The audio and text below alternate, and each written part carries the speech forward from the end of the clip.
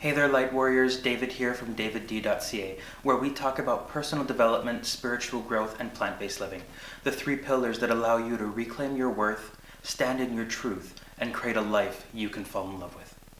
In today's video, we're talking about masculinity, social expectations, and the Sacred Trinity as it relates specifically to men and gay men, the trinity of mind, body, and spirit. Talking about this, while uncomfortable, is so important as we try to understand how we relate to each other and where we fit in society. It's an important conversation that needs to take place as we raise children and support the men around us. So grab a seat and let's dive in.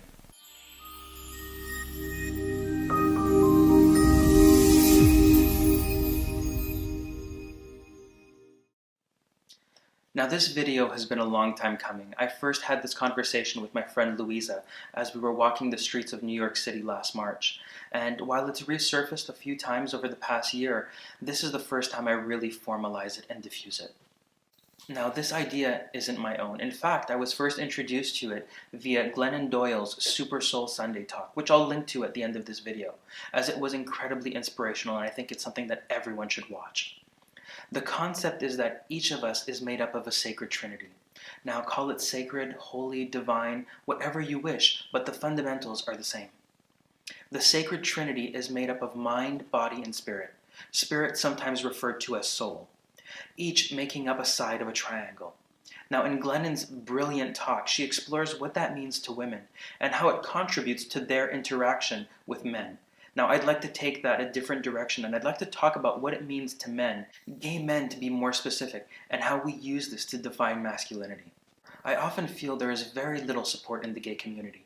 Sure, there are lots of support groups in helping those who are in the midst of discovering who they are and coming out to their families, but I find that we lack support when it comes to dealing with societal expectations, stereotypes, and labels, most of which, sadly, are created within the community itself. The fact of dealing with societal expectations is nothing new.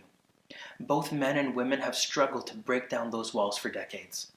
Those faced by the gay community are somewhat of a hybrid between both genders, and rarely discussed, especially in a community where men are seeking other men.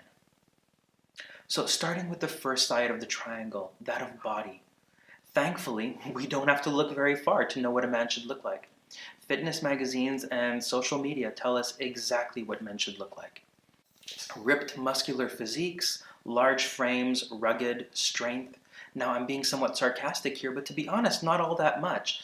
And all of these are things that are not easily obtained except by a small percentage of people. And so we establish expectation number one of what men should look like. So you need to go out and get yourself a gym membership, make sure you're taking all of the right supplements, but of course don't make it into an obsession because you still need to show that you can have a life outside of the gym. Naturally, someone who has time solely for lifting iron in front of a sweaty mirror is hardly desirable. And while you're at it, make sure that you're well groomed, but not too much. You'll want to find the right balance between shaggy caveman and groomed Barbie doll. And to be honest, these aren't that much of an exaggeration. And while they may not seem bad, they cause us to start to sort ourselves into silos based on what society and the community tells us we should look like. We begin to add labels to ourselves and each other, labels that are degrading and dehumanizing, and we're doing it to each other and ourselves. So for those of us who don't fit into this stereotype of what a man should look like, what happens? Well, some accept themselves, but again, that's a rather small percentage. The rest resort to yo-yo diets, ridiculous regimes, dangerous workouts, and even more dangerous pills, all while aspiring to what seems perpetually out of reach, despising every day of that relentless suffering. And so when we live in a constant state of turmoil or striving, eventually the body gets voted off of the island, and the Sacred Trinity becomes somewhat of a flawed duo.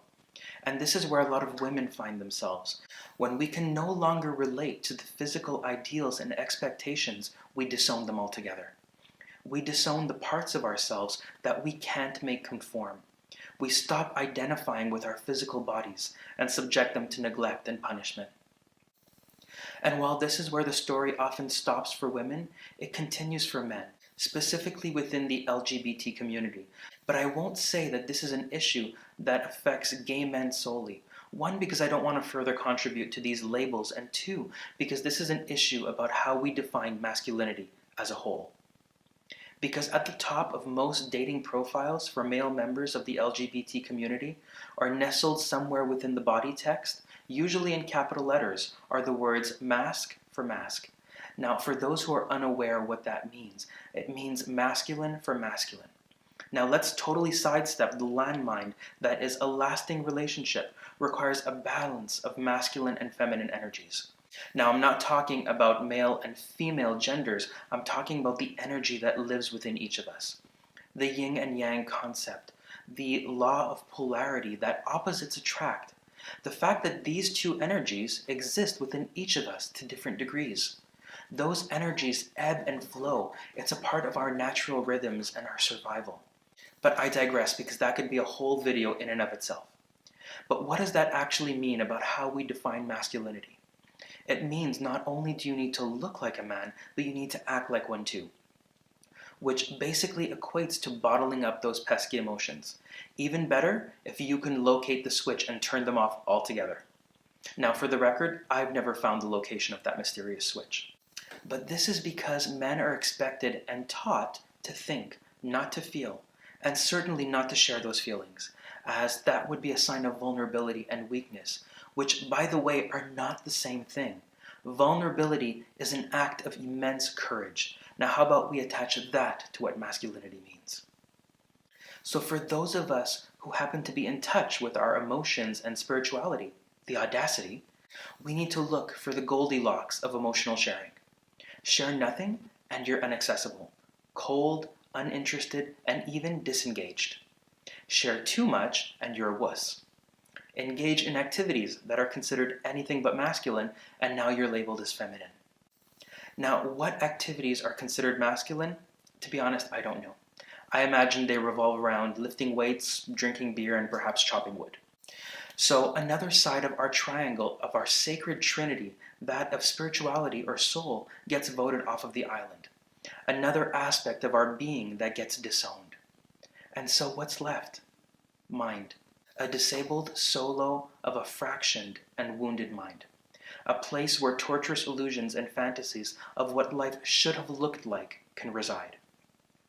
We end up further contributing to a society that is filled with injured souls, stumbling from one day to the next, struggling to make connection and live a life that is whole.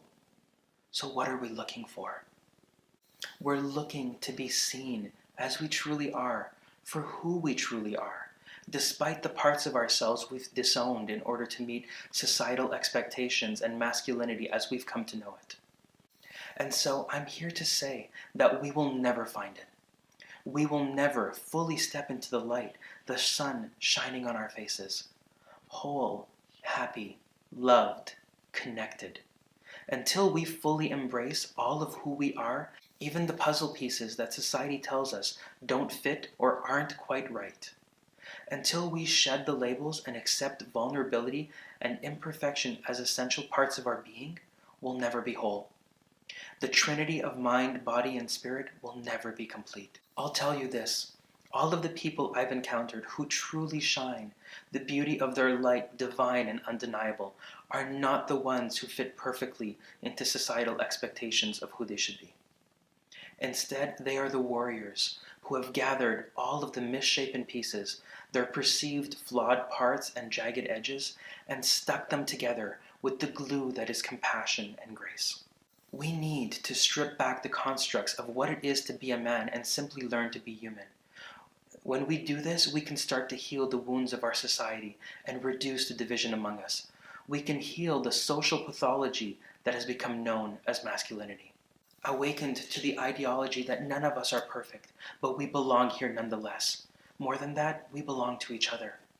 And so I share this with you not only to provide support to our community, but support for our fathers, our brothers, and our sons, so that we may learn to support them, so that we may contribute to each other's healing and break the cycle. Now let me know in the comments below if you enjoyed this video and what your biggest takeaway from it was. As always, be sure to give it a like, share it with your friends, and hit the subscribe button. Thank you so much for watching, and I will catch you in the next video. Sending you love. Stay strong, warriors.